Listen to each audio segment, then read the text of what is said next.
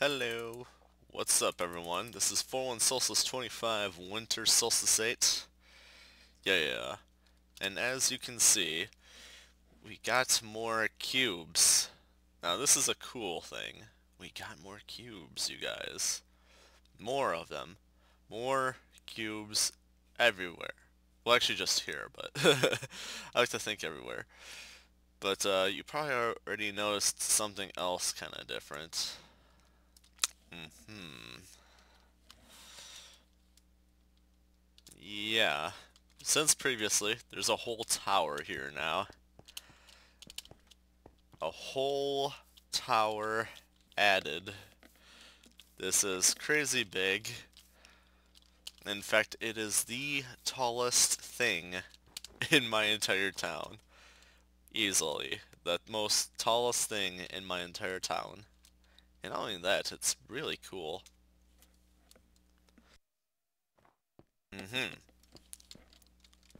So let's try to get any possible better, closer angle to it so we can see a little more of what's actually going on directly in sight of the tower. Yes, it's a clock tower. It's extremely tall, practically towers above the ice farm. Oh ho ho, I'm sorry. And we also got this here. They're talking about mostly about stuff they're trying to sort out with a plugin, so there's a bunch of testy stuff. I probably should be helping them right now, but I want to quickly show what this is about. So this is a really cool, really massive tower that I've made, a clock tower, but I personally like to call it Clock's Edge. Now, there's a reason for this. Now, I can address it a little better when I'm down here. There we are. Okay, over here, you've probably seen this at the beginning of the video, there's this here. Now, this might be moved later, but it's here for now. It's apparently just a very tricky jump that takes it to this point where it goes even further up. That's essentially what jumping puzzle is. It's basically the regular term for parkour. Why am I on this one? So this has actually been my primary way up to the top, actually. How did I mess that part up? I swear, the time you are actually trying to kind of show it, that's when you do your worst. Although that actually wasn't a bad one that time. Usually I have actually a little more struggle on that one. Why am I doing so bad? I might just try to skip it in a sec if this is really giving me issues. Shouldn't.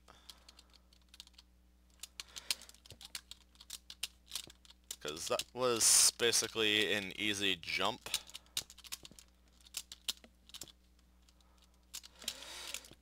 Like, I'm still at the easier part, so here's where it starts to actually become trickier. You get to do this sort of a turn jump, but at the same time it can be kind of forgiving with this spot right here, in which you could just land and already try again. Like, although that's like a thing, it was actually kind of accidentally added. So yeah, as you can see, this jump is very doable. So that makes it perfectly acceptable. But this jump looks a lot more harsh, doesn't it? But I assure you, it is also quite doable. There's like a legitimate technique to it. And you can do it without sprinting or anything. Why is my mouse getting so much friction right now? It's driving me nuts. It's like a legitimate turn at the right turn and jump and turn at the right time. That was almost it. Oh, that's why I'm getting so much friction. This bit fell off. Bottom. Oh, did I do anything? No, I didn't. I didn't have anything in my hand. Good. Ah, so much smoother. Yeah, if you're doing it about right, oftentimes you'll, if you mess up, it'll be something like you will actually end up on this blocks by chance because you just didn't move over enough.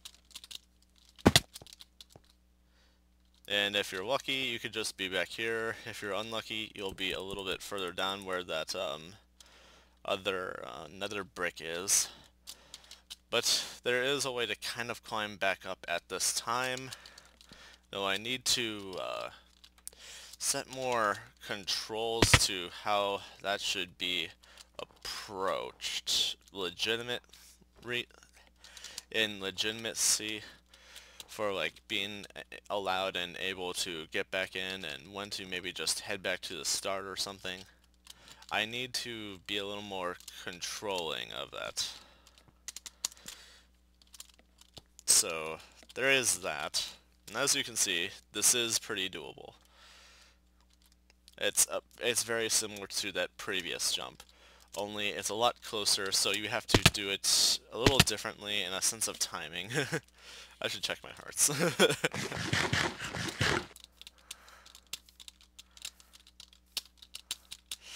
So yeah, it is challenging and interesting at the same time. And a lot of the people who've tested it so far tell me I'm a mess. Who's that? Oh. Tell me I'm a masochist? I think that's the term. Oh, it's right. He hasn't left the area. He's just been busy coding. Oh. Oh. Yeah, that's another forgiving spot to it. So it's not all bad. There's a few pretty, almost too fair spots, despite the difficulty. But I can tell you it is all pretty doable in a single run attempt.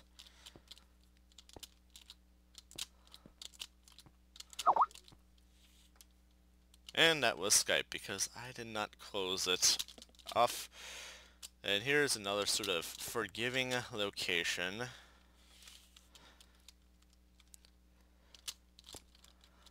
Like, if you bump your head, there is quite a decent chance that you will land on this, and you should be still pretty fine unless you really messed up, in which case, oh, all the way down there or something.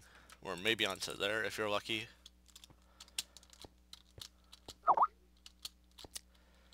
Excuse me a sec while I take care of my Skype.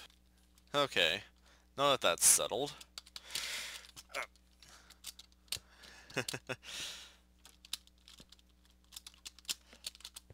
Oh, that was almost right. I was just barely held back enough to stop. To be stopped, I should say. There we are. Yeah, far back to the side. That's like my pro tip on that one. And then this is the second half of this. And this is a little quote I picked up from Guild Wars 2 from the Med King events. Tick-tock, the mouse ran up the clock. Time swallowed it whole, tail and all.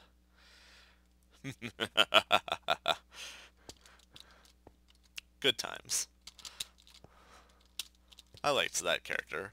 He was awesome.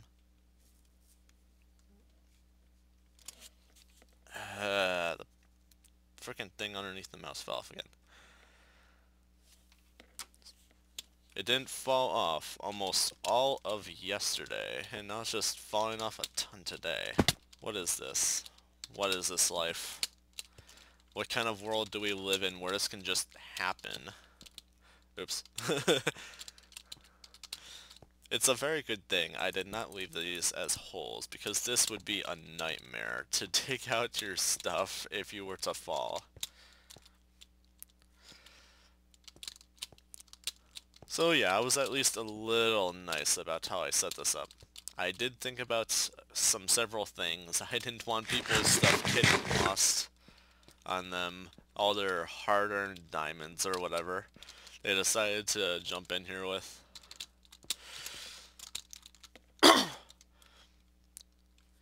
And yeah, I had a lot of fun making this, and it was actually even more fun watching other people try to climb it. Meanwhile, I've just like been through this place so much that I know all the ins and out tricks.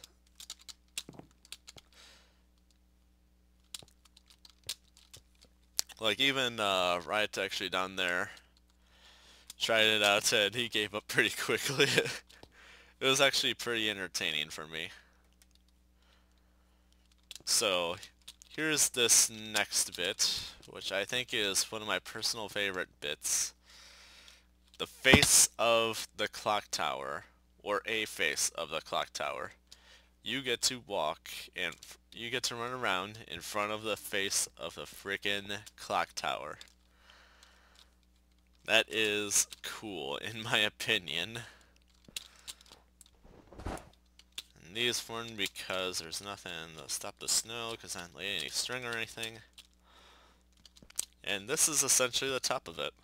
Welcome to the top of Clock's Edge. So yeah, pretty cool.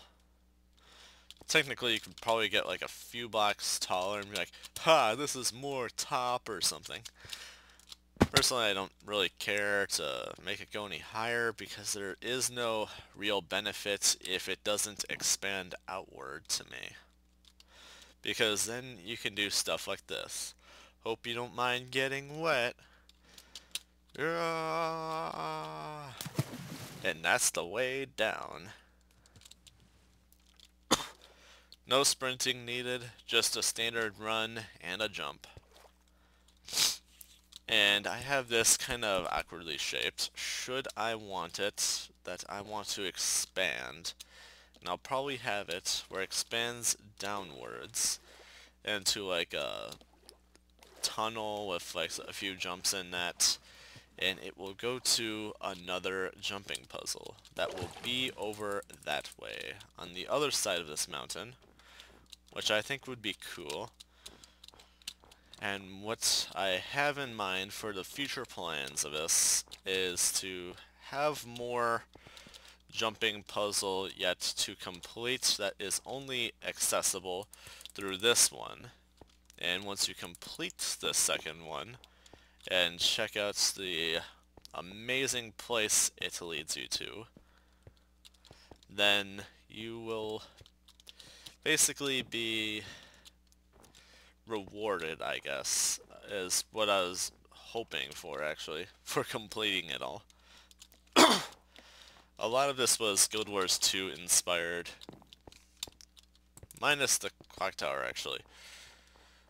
I just wanted a jumping puzzle. I didn't exactly think the watchtower jumping puzzle in Guild Wars 2. Also, it was very differently set up than this. This is legitimately just mostly the edges of the tower itself, while the one in Guild Wars 2 was like things around the clock tower. Also, I think it was actually a watchtower. I think there's this distinct difference of sorts. And there was like gears everywhere jumping in that thing. And it was just insane and time challenged in that. Whereas this, I don't expect someone to be as much time challenged as much as if they want to really impress me as a serious runner or something for a prize, they have to get to the end, no teleporting into midway or something.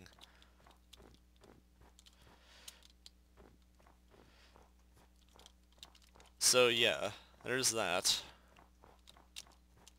Of the prizes, one of the ideas that particularly came into mind was that perhaps I would have like a wall of achievements. People who achieved the full set of jumping puzzles. And they would probably get like emeralds or something. If I can like get them some. Or if they want alternative prize that's basically similar in worth, they can have that plus their name on the achievement board, but they are only going to be rewarded for the puzzle once, because that's going to get ridiculous over time.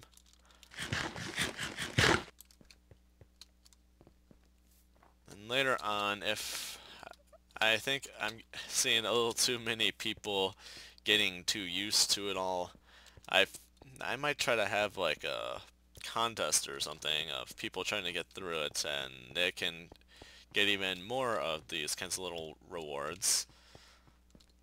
But maybe a little bigger or something, and it'll be like, who can go through it fastest? Like, I think it'd be interesting, maybe a little entertaining. So yeah, I think it's a pretty fun, pretty cool project. I definitely enjoyed working on it. It was especially hilarious, just watching people try to take it on. It was particularly hilarious, just watching them fall so many times at the same jump. It was that one I said that is just a matter of technique, and like a flick of the wrist and that. Where it's like, say there's a block directly above me and you have to like go around something like that.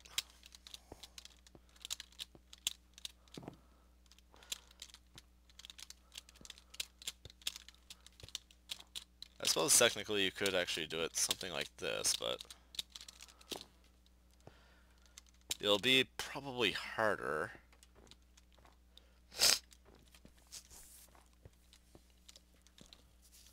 So yeah, that's probably the spots where most people get confused on, or stuck at.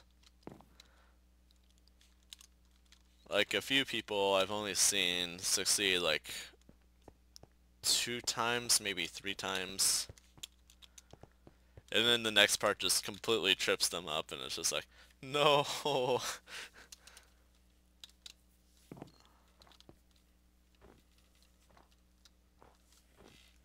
So yeah, it's pretty fun in its own way. And I'm pretty sure this can't be climbed up.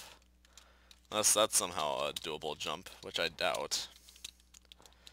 Especially if this much crap in your way. I can't imagine that being doable. I'll probably test that and figure it out later. But I guess I'll be moving on from this. So yeah, kinda tried a thing.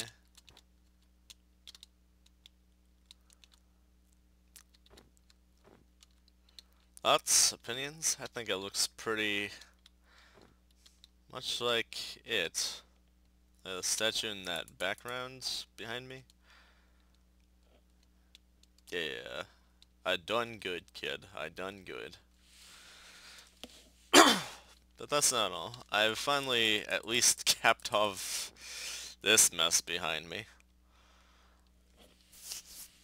What I primarily need to do next is, with the furnaces and that, is I need to balance out the storage, edge handling, and combine most of the storage upwards beyond that with like more hoppers, and also add chests to the mix.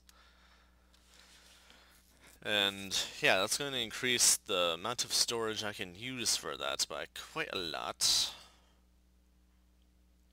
And then I also have to decide a little further as to what I need to kind of, let's see, that way, do for a bit more of like a roofing bit, I want to say.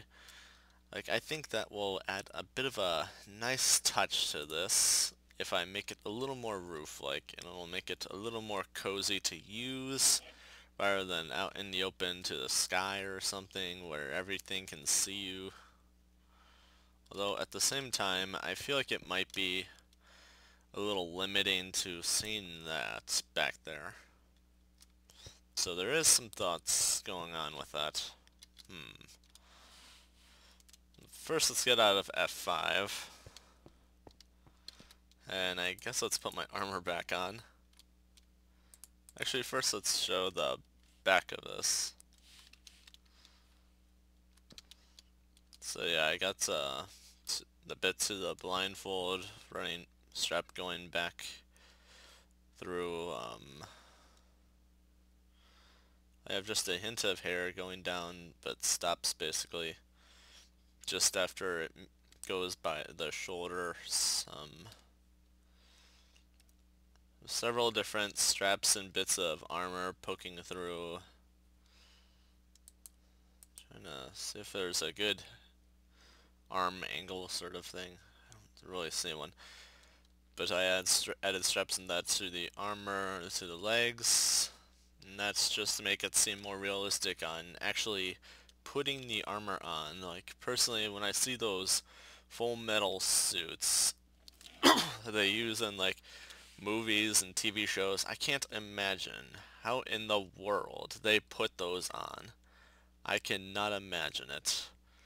I'd imagine they should have at least used like some kind of belt-like mechanism or some kind of straps or something kind of elasticy just for the sake of putting it on and keeping it on, and it'll be a little more to a tight fit to remain on. So yeah, I have like the little tie stuff in the back of the boots just for the sake of that idea, that it's probably just like squeezed a little more into the correct size to remain on.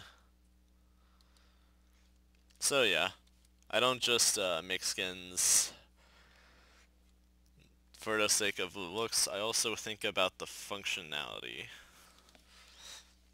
Similarly with how I build and draw, I do think about that stuff quite often. I would like to know more about it. Let's finally put my armor back on, because I feel naked without it. Okay. So with that also put up there, I also started at this. As you can see, I don't have anything on me, so I wasn't doing that with this character by all means. Or at least not yet. But I've also made another cube. This cube goes over one. I've been debating on if I should want to try to make some kind of pathway of cubes to this thing, but at the same time I feel like no. Maybe if the cubes go to something else, that's something, but not to this. Definitely not to this. But something I definitely want to do. Let's see if I can make this. No, I didn't. That was a complete jumping failure. But I've been starting to sort of build up a sort of wall to keep this side blocked out from access to stuff over here. And I'd like to think that would serve the functionality of limiting the ways upwards. In which case, people would have to take a certain route to get further in this place. So there's that going on. Let me give you a better look as to what it is, sort of. So it's essentially a spiky wall. Big surprise there. But when you see this part, first thing you're gonna think, it's probably somehow cheatable. But the thing is, you would need to be able to jump 2 blocks to get through that bit. So unless you have a potion of leaping, you're not cheating that. It just ain't doable. I could just make it 3 blocks tall, but I don't want to be bothered with that. Like, it's not exactly needed, although I suppose I could just make this a bit taller and cut it through here a bit, just to show people up. My phone went off. Why are you going off? No. Okay.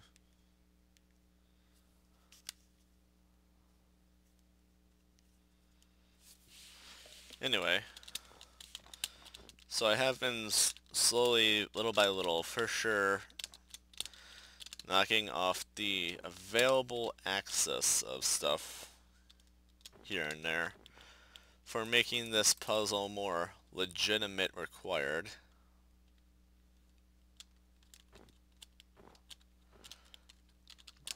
Then there's just these sections that I would describe as sort of like checkpoints or safety points for like getting back in. Although they aren't going to be very frequent. They're mainly going to be around for specific areas.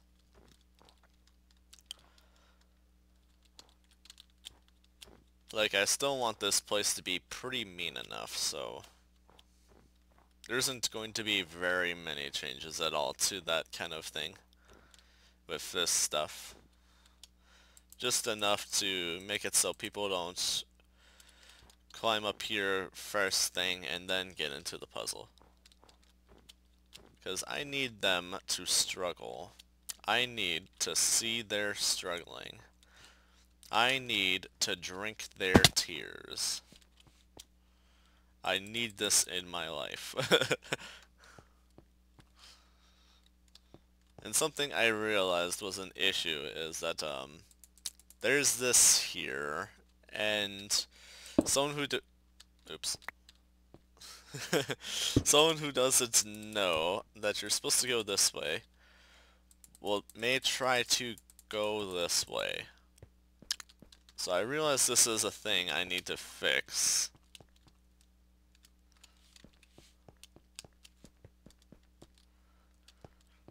I just haven't quite figured out how to fix it yet.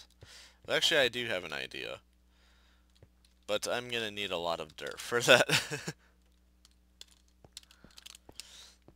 So, it's a time-consuming thing. But it's a thing that needs doing. So, it's going to happen. But at the same time, I can tell there's, actually... Nah, they wouldn't need this checkpoint. That's impossible. There's no way anyone should need a checkpoint here to get back into the groove. There's no way. This is like a horrible spot for a checkpoint.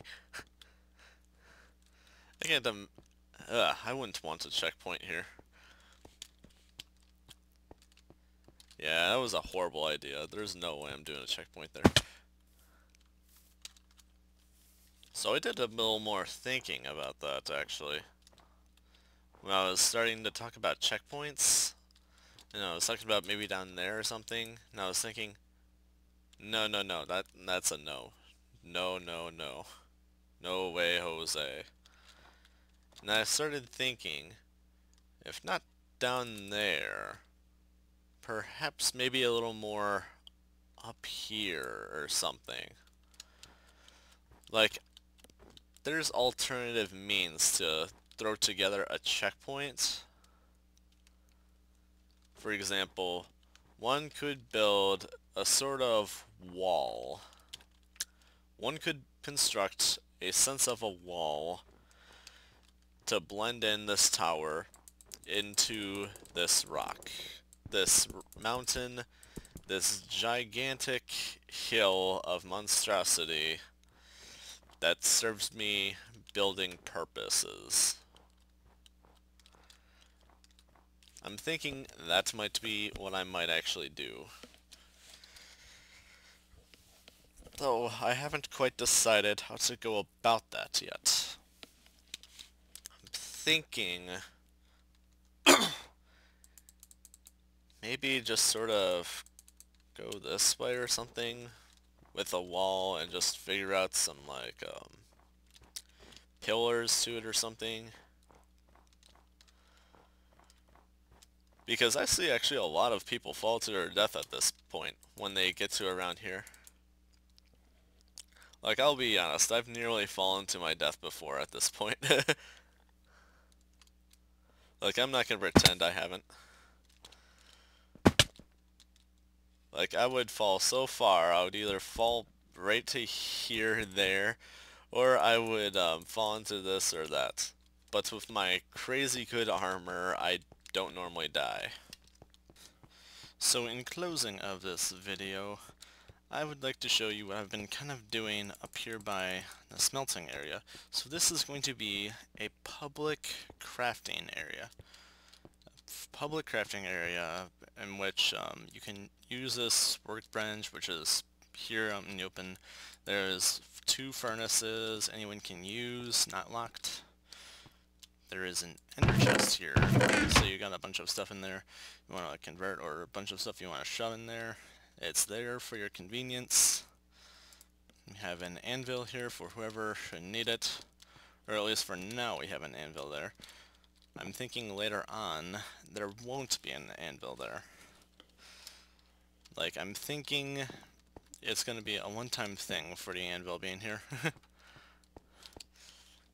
And then afterwards it's not going to be there, and the only anvil in my town that will be around is the anvils that are going to be at my future locations for enchantments. Now, thinking about that, I realize that is actually quite a thing I haven't quite thought about. If I should have like an enchantments area. But if I'm to do that, where am I going to do that?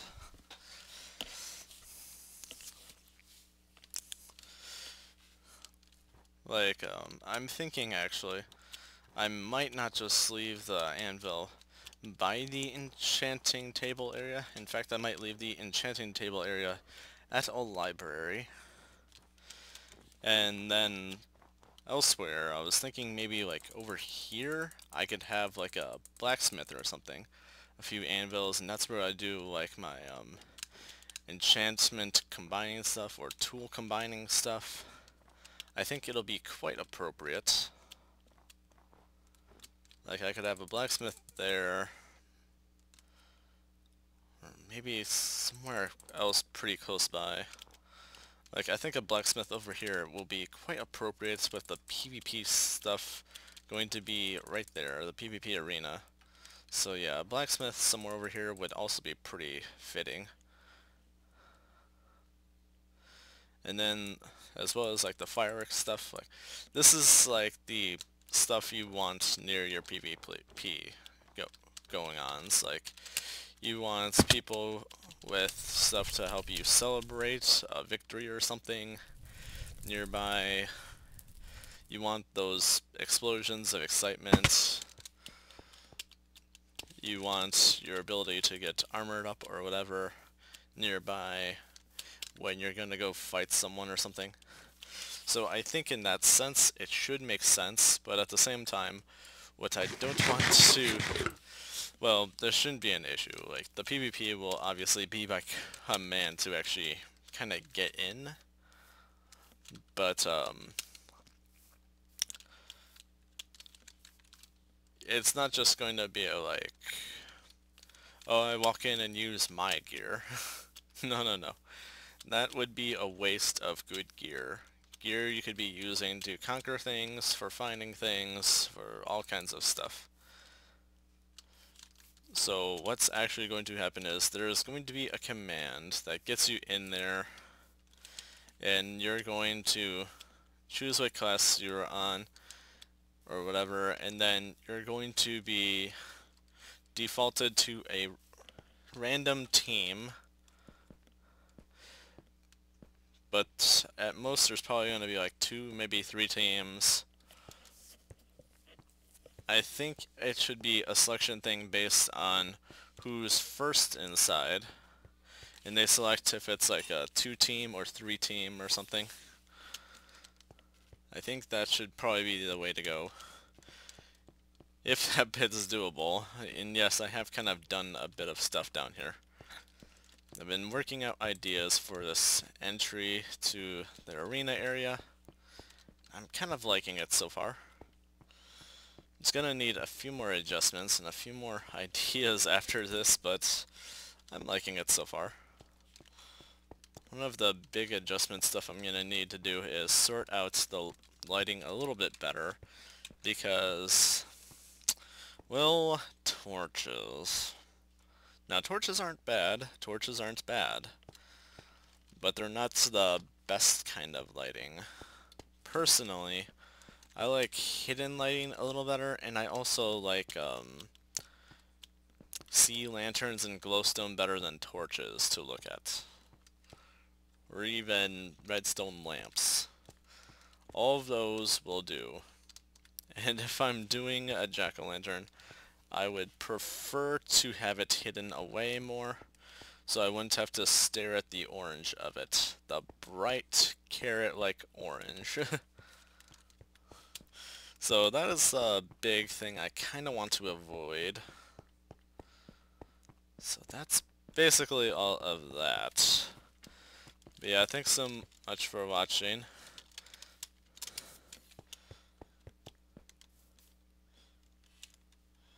And have a good day. Bye-bye.